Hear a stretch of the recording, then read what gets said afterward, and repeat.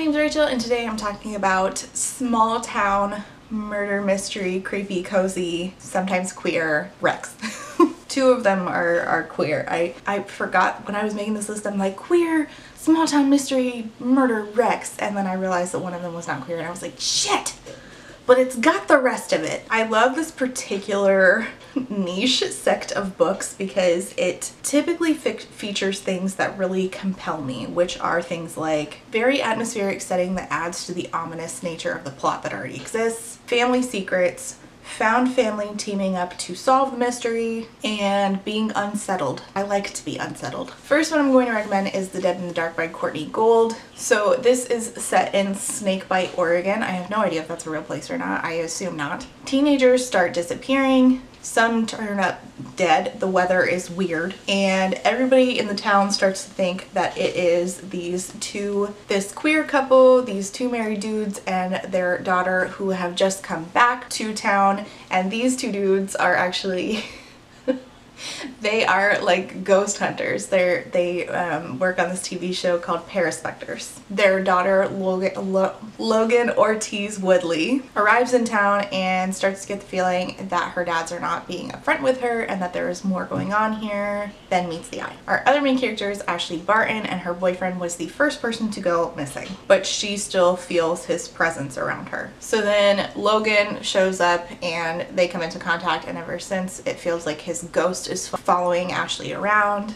Danger starts to pick up and the two girls start to get very close. So this book has definitely the small town vibes, but more specifically it's like the small town where everyone is an enormous gossip. The teens who live there sort of live in the shadow of their parents who also grew up there, who were, you know, also teens at one point and have unfinished business with each other. There's a lot of questions and mystery, and I feel like the big reveal was a good payoff. It was definitely not something that I had seen before, which I really appreciate the uniqueness of it. I don't want to spoil anything, so I'm not going to say what happens. I loved the queer dad ghost hunters. I truly loved that. The town of Snakebite will really pull you in and make you want to unearth all of its secrets while also getting to know everybody in the town. All right, the next one I want to talk about is Dark and Shallow Lies by Jenny Myers Sayin, I guess is how you say her name. Sayin? Super Saiyan. This one is set in La Cachette, Louisiana, which is a bayou south of New Orleans. In this tiny town, there were 9 kids who were all born in one summer, and they are all very close. But after her mom dies, our main character, Gray, moved away with her dad, and she only spends summers now in La Cachette. La Cachette is the self-proclaimed psychic capital of the world. Everybody in this town seemingly has some sort of magic power.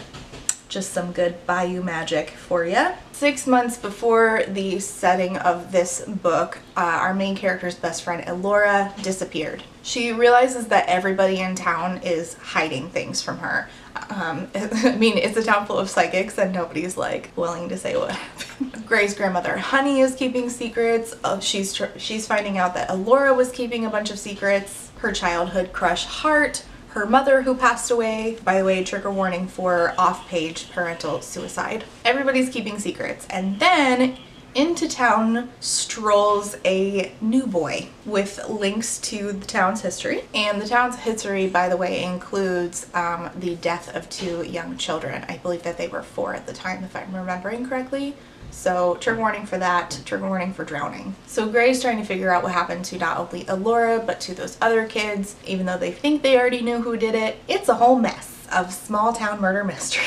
Like I said, this book is set in an incredibly small town, as in, yeah, the town is small, so there should be very few characters anyway, but there's even fewer than you're imagining right now. I think that that was a flaw of the book. This isn't a review, this is a recommendations video, but I do want to warn you that up front, because I kind of wish that I'd known that beforehand. You don't really even see any adults in this book at any point, ever, outside of Gray's grandma.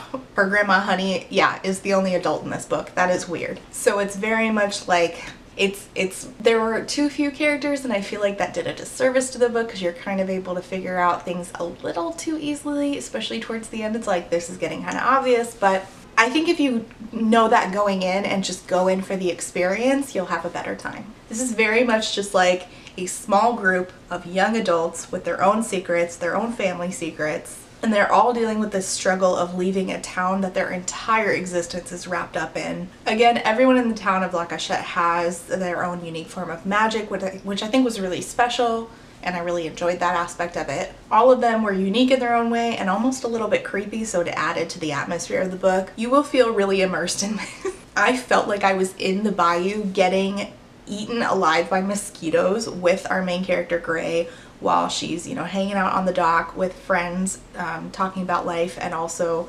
watching the town's notorious skater Willie Nelson hang out. So yes, this one does not have a queer main character. There is a queer side character, but we don't hear from them all that much. Our last book does have a queer main character. It is Ghostwood Song by Erica Waters, and actually this has quite a bit in common with Dark and Shallow Lies. Our main character is Shady Grove, and she inherited her father's ability to call ghosts from beyond the grave with his magical fiddle, but this fiddle has brought nothing but darkness and disaster. But then her brother, Shady's brother, is accused of murder, and in the synopsis it said she can't let the dead keep their secrets, which, yes, there's lots of, again, family secrets in this. There is a queer love triangle in this, actually, and there's a lot of creepiness in this. There's actually a gator in this one too. It's a ghost gator. It's not a real gator like Willie Nelson, but it's a gator nonetheless. It's actually set in Florida, so it's got that swampy vibe similar to the bayou. So if you liked Ghostwood Song and you haven't read Dark and Shallow Lives, or vice versa, I highly recommend that you do that. Our main character, Shady, is a bisexual disaster human, much like myself. She loves bluegrass music, and she's just trying her best to clear her brother's name while also dealing with a lot of family secrets that she's uncovering and this music magic that she has to call ghosts. It's got, again, it is set in the heat. I would call that like southern humidity charm. If you like small town vibe, murder mystery, but also music and magic intertwined, this is the book for you. So that's it. Those are my 3 recommendations. Let me know if you've read any of these down below or if you plan to. Thanks so much for watching. See you next time. Bye!